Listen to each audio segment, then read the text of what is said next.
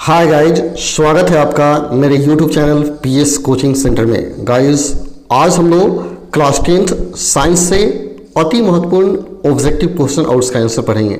Guys जैसा कि आपको पता होगा कि परीक्षा में सबसे ज़्यादा महत्वपूर्ण ऑब्जेक्टिव क्वेश्चन होता है और जो स्टूडेंट ऑब्जेक्टिव क्वेश्चन को अच्छा से टेकअप करता है वह अच्छा मार्क्स लाता है। तो आप ऑब्जेक्टिव क्वेश्चन पर ज़्यादा ध्यान दीजिए और जितने क्वेश्चन बनते हैं उन्हें जरूर याद करते जाइए। तो चलिए आज हम लोग साइंस से अति महत्वपूर्ण 20 ऑब्जेक्टिव क्वेश्चन देख लेते हैं जो प्रतिवर्ष परीक्षा में पूछा जाता है। काफ़ी इंपॉर्टेंट क्वेश्चन मैं इस वीडियो में आपको बताऊंगा। तो चलिए बिना समय गंवाए हम लोग शुरू करते हैं आज का यह अति महत्वपूर्ण क्लास।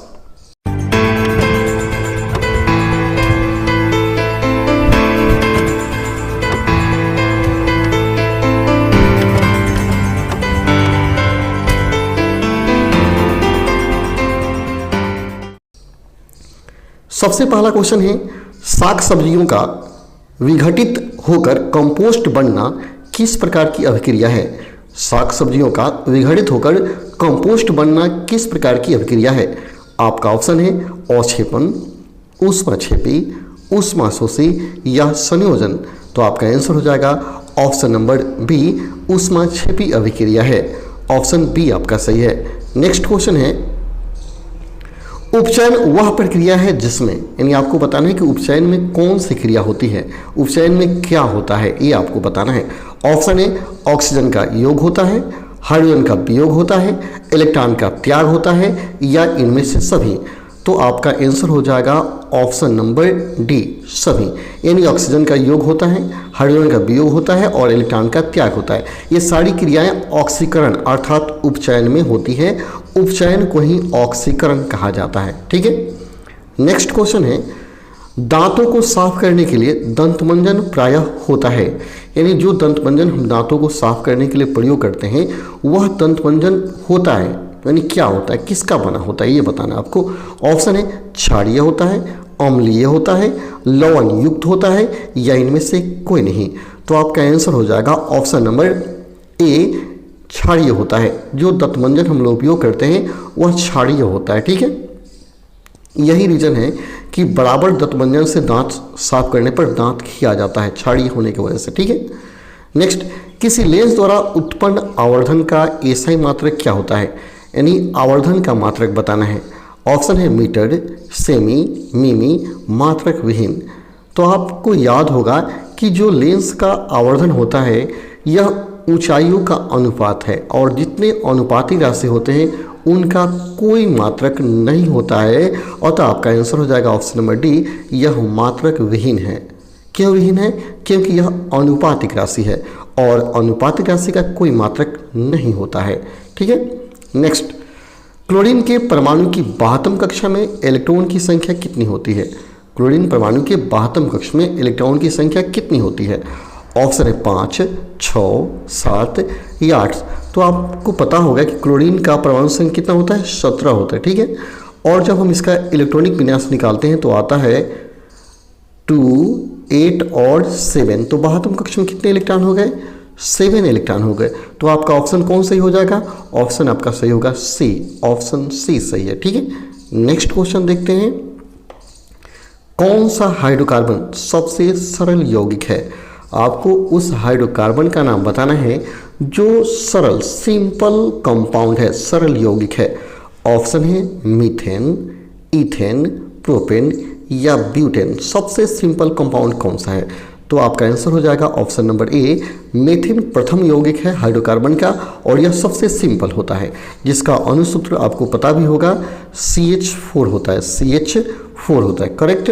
नेक्स्ट क्वेश्चन है, निम्न में से कौन सा संबंध सत्य है? आपको बताना है कौन सा रिलेशन ट्रू है, सही है। ऑप्शन ए है V = 1/r, V = r/i, V = ir, V = ir²। यानी ओम का नियम आपको पता होगा कि ओम के नियम में क्या दिया गया था। यहाँ ऑप्शन नंबर आपका सी सही है, क्योंकि ओम के नियम में आप पढ़े होंगे V बराबर क्या होता है, ir होता है, यानी जो R होता है प्रोपोर्शनल टू होता है V के। ठीक है। यानी I V के समानुपाती होता है, I प्रोपोर्शनल टू V होता है। ठीक है। इसी सूत्र के अनुसार V बराबर IR हो जाता है। ओम का नियम आप पढ़े होंगे, आपको याद होगा। ठीक है। नेक्स्ट, किसी कोष में, कोष का अर्थ कक्ष हुआ, सेल हुआ, किसी कोष में इलेक्ट्रॉनों की अधिकतम संख्या कितनी होती है? यानी किसी कक्ष में, परमाणु के कक्ष में इलेक्ट्रॉनों की अधिकतम संख्या कितनी हो सकती है? ऑप्शन है n square, 2n square, 3n square या 4n स्क्वायर।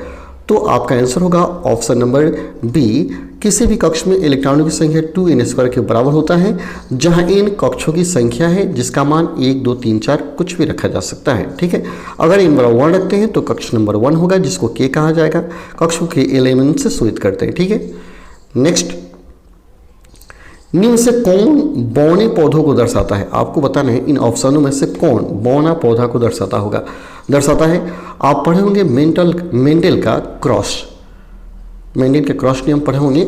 ठीक है, उसमें प्राथमिक क्रॉस कराया गया था, द्वितीय क्रॉस कराया गया था, द्विसंकर, एक संकर कराया गया था ना।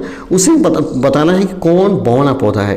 T, capital T small T, या IT दोनों स्मॉल टी या दोनों कैपिटल टी। तो जो बौना पौधा है उसमें आपका आंसर होगा ऑप्शन नंबर सी, दोनों जो स्मॉल टी है यह बौना होता है। बाकी जो होता है, ये जो बाकी जितने भी होंगे वो सब क्या लंबे पौधे होंगे। ये भी लंबा पौधा है, ये सब लंबा पौधा है, ये टी है।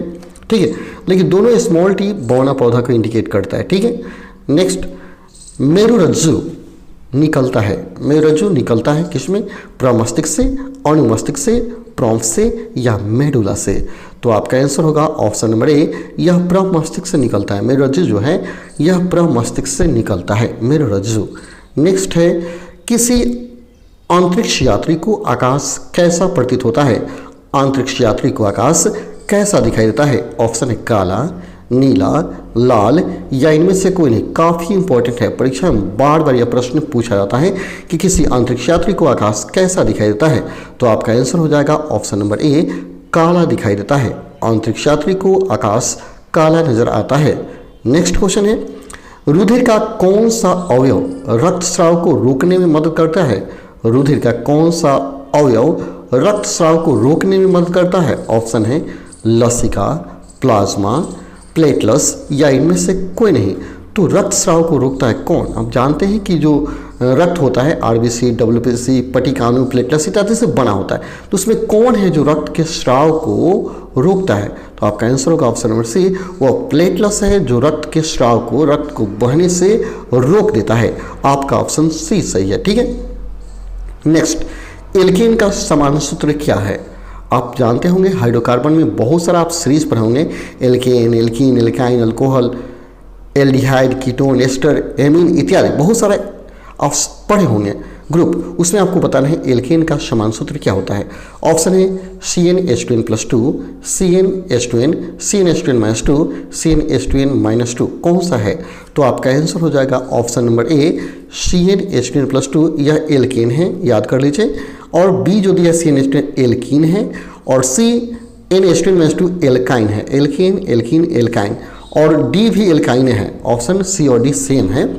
ठीक है, तो पहला एल्केन है, दूसरा एल्कीन है, तीसरा चौथा एल्काइन है। ठीक है, नेक्स्ट, निर्वात में प्रकाश की चाल कितनी होती है? निर्वात में प्रकाश का चाल कितना होता है?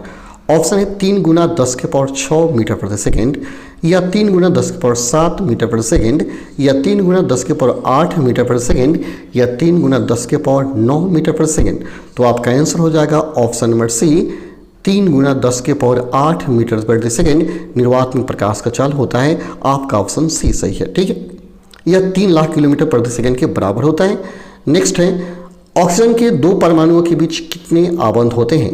ऑक्सीजन के 2 परमाणुओं के बीच कितना बंधन, कितना बॉन्ड होता है ये बताना है। ऑप्शन है एक बंधन, द्विबंधन, त्रिबंधन या इनमें से कोई नहीं। आप जानते होंगे कि ऑक्सीजन O2 होता है, और जब इसका स्ट्रक्चर आप बनाएगा O2 का, तो O2 का स्ट्रक्चर ऐसे बनता है, O दे करके डबल बॉन्ड O होता है। तो कितने बंधन हो गए? द्विबंधन हो गए। आपका कौन ऑप्शन सही होगा? बी, द्विबंधन होता है। ऑप्शन बी सही है। ठीक है, नेक्स्ट, स्वपोषी पोषण के लिए आवश्यक है। स्वपोषी पोषण के लिए क्या आवश्यक है बताना है। ऑप्शन है पर्णहरित, सूर्य का प्रकाश, कार्बन डाइऑक्साइड या इनमें से सभी। तो आप जानते होंगे कि स्वपोषी पोषण सभी हरे पेड़ पौधे करते हैं। जो पौधे अपना भोजन खुद बनाते हैं उनमें स्वपोषण क्रिया होती है। और स्वतः भोजन बनाने के लिए चाहिए आपको पर्णहरित, सूर्य का प्रकाश, कार्बन डाइऑक्साइड, तीनों, यानी आपका ऑप्शन डी सही हो जाएगा। ठीक है, ऑप्शन डी सही हो गया। नेक्स्ट, नेत्र में प्रवेश करने वाली प्रकाश की किरणों का अधिकांश अपवर्तन कहाँ होता है? नेत्र में प्रवेश करने वाली प्रकाश की किरणों का अधिकांश अपवर्तन कहाँ होता है? ऑप्शन है कर्निया के बाहरी पृष्ठ पर, अभिनेत्र लेंस पर, नेत्रोद में या दृष्टि पटल पर। तो आपका आंसर होगा ऑप्शन नंबर डी, दृष्टि पटल पर होता है। ऑप्शन डी आपका सही है। नेक्स्ट, ओजोन परत किस हानिकारक विकिरण से पृथ्वी को सुरक्षा प्रदान करता है? ओजोन परत किस हानिकारक विकिरण से पृथ्वी को सुरक्षा प्रदान करता है? ऑप्शन है अवरक्त विकिरण, तापीय विकिरण, परावैंगनी विकिरण या इनमें से सभी। आपका आंसर होगा ऑप्शन नंबर सी, परावैंगनी विकिरण से ओजोन परत हमें बचाता है। ऑप्शन सी सही है। नेक्स्ट, निम्न में से कौन सा स्वच्छ ऊर्जा होता है? स्वच्छ ऊर्जा कौन है? कोयला, लकड़ी, प्राकृतिक गैस या इनमें सभी। आपका आंसर होगा ऑप्शन नंबर सी, प्राकृतिक गैस सबसे स्वच्छ है क्योंकि यह प्रदूषण नहीं फैलाता है। ठीक है। नेक्स्ट है, निम्न से कौन एक उभयलिंगी जंतु है? यानी आपको बताना है वो कौन सा जंतु है जिसमें नर और मादा एक ही में पाया जाता है। ऑप्शन है केचुआ, कुत्ता, बिल्ली या बकरी। तो आपका आंसर हो जाएगा ऑप्शन नंबर ए, वह केचुआ है जिसमें नर मादा दोनों एक ही में पाया जाता है। तो चलिए गाइज, इस चैप्टर का जो इंपॉर्टेंट क्वेश्चन था, यानी जो साइंस का महत्वपूर्ण प्रश्न था, यहाँ खत्म हो जाता है। आप इतने प्रश्नों को पहले प्रिपेयर कीजिए, फिर मिलते हैं हम लोग अगले वीडियो में। यदि आप इस चैनल पर नए हैं तो चैनल को जरूर सब्सक्राइब करें, क्योंकि इस चैनल के माध्यम से मैं हमेशा काफ़ी इंपॉर्टेंट प्रश्न देता रहता हूँ। चलिए, तब तक के लिए धन्यवाद। जय हिंद, जय भारत।